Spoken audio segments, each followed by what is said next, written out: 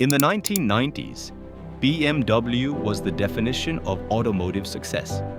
The company had transformed itself into one of the most respected luxury car manufacturers on the planet. The BMW badge represented precision, performance, and German engineering excellence. A BMW was not just a vehicle, it was a symbol of achievement. But behind the scenes, one of the most successful car companies in the world was about to make a decision that would threaten everything it had built. A decision that would cost billions of dollars. A decision that would damage its reputation. A decision that would force BMW to question its entire strategy for the future. In 1994, BMW purchased Britain's Rover Group. The plan seemed brilliant. BMW would combine German engineering with British automotive heritage and create a global automotive empire, capable of competing with the world's largest manufacturers. But instead, the Rover acquisition became one of the biggest disasters in automotive history.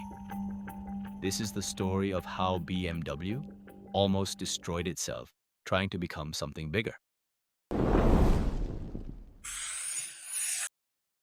To understand why BMW bought Rover, you first have to understand where BMW came from. For decades, BMW had been fighting for recognition in a highly competitive automotive world. The company was not always the global luxury giant it is today. After World War II, BMW faced enormous challenges. The company had limited resources and struggled to find its identity. But over time, BMW discovered what made it different: driving experience.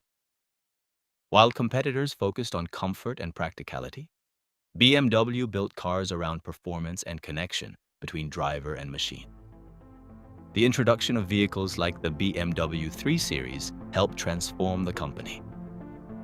The 3 Series became one of the most successful sports sedans ever created.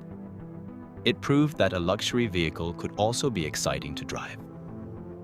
By the 1980s and early 1990s, BMW had become a serious competitor to Mercedes-Benz and other premium manufacturers. But success created a new problem. The automotive industry was changing. Large companies were becoming larger. Global manufacturers were creating massive groups with multiple brands serving different customers. Volkswagen was expanding its portfolio. Ford and General Motors were buying international brands. The strategy was simple: more brands meant more customers. BMW began worrying that relying only on premium vehicles could limit future growth. The company wanted access to new markets. It wanted SUVs. It wanted smaller vehicles. It wanted a stronger global presence. BMW believed that becoming bigger was the key to surviving the future. And then it found an opportunity in Britain. In 1994, BMW purchased Rover Group from the British government for approximately £800 million. At first, the deal looked like a perfect match. Rover had history. The company represented decades of British automotive tradition.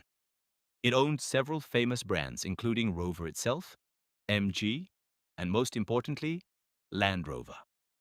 Land Rover was especially attractive.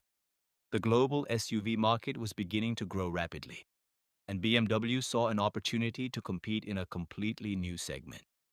The vision was ambitious. BMW would provide German engineering and financial investment. Rover would provide manufacturing facilities, established brands, and access to new customers. Together, they would create a powerful automotive group. BMW executives believed they could transform Rover into a profitable competitor. They planned to modernize factories, improve quality, and develop new vehicles. But there was a problem. BMW was buying a company with decades of unresolved problems. Rover was not simply an undervalued asset waiting for investment. It was a company struggling with outdated technology, inefficient factories, and weak market positioning. BMW believed money and management could solve these problems. But the automotive industry is one of the hardest industries in the world to change. Almost immediately after taking control, BMW discovered how difficult the situation really was. Rover's factories were outdated compared with those of Japanese and German competitors. Manufacturing costs were high, production efficiency was low, and the company lacked the resources needed to compete in a rapidly changing market. The vehicles themselves were another challenge. Many Rover models struggled against competitors that offered better technology, stronger reliability, and more appealing designs. BMW began investing heavily. Billions were spent upgrading factories and developing new vehicles. But every improvement required more money. And every year, Rover continued losing money. BMW's biggest challenge was that Rover needed more than investment. It needed a complete transformation. A car company is not just factories and machines. It is a network of suppliers, employees, dealerships, engineers, and customers. Changing all of those systems takes years. The cultural differences between BMW and Rover also created problems. BMW was known for strict engineering standards and efficiency. Rover had a very different history and business culture. Employees worried about their future. Management struggled to align two completely different organizations. The dream of creating a global automotive empire was becoming a financial burden. Instead of helping BMW grow, Rover was consuming BMW's resources. By the late 1990s, BMW faced a painful reality. The Rover acquisition was not recovering. It was getting worse. BMW had invested billions trying to turn the company around, but sales remained disappointing and losses continued. The pressure inside BMW increased. Executives had to answer a difficult question. How much more money should BMW spend trying to save Rover? Continuing meant risking BMW's own future. Walking away meant admitting failure. For a company built on engineering excellence and success, admitting defeat was incredibly difficult. But eventually, BMW made its decision. In 2000, BMW sold most of Rover Group. The dream of creating a global automotive empire had collapsed. Many viewed the acquisition as one of the biggest strategic mistakes in the automotive world. BMW had entered the deal hoping to become larger. Instead, it had learned that growth without a clear strategy could be dangerous. However, BMW did not leave completely empty-handed. The company kept one small but important piece of the Rover empire: Mini. At the time, few people realized how valuable that decision would become.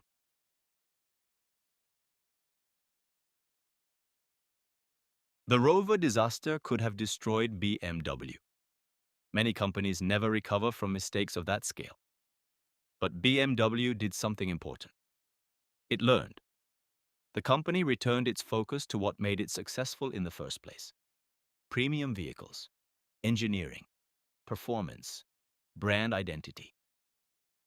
BMW strengthened its core lineup and expanded into new segments. The company entered the growing SUV market with models like the X5, creating a new source of growth. But perhaps the biggest success story from the Rover acquisition was Mini. BMW transformed Mini from a historic British car into a modern global brand. The new Mini combined classic design with modern engineering. It became a symbol of style, personality, and urban driving. The same acquisition that nearly damaged BMW forever gave the company one of its most successful modern brands. The Rover acquisition remains one of BMW's greatest failures, but it also became one of its most valuable lessons. BMW learned that becoming bigger does not always mean becoming stronger. It learned that expansion without control can be dangerous. And it learned that protecting what makes a company unique matters more than chasing growth at any cost.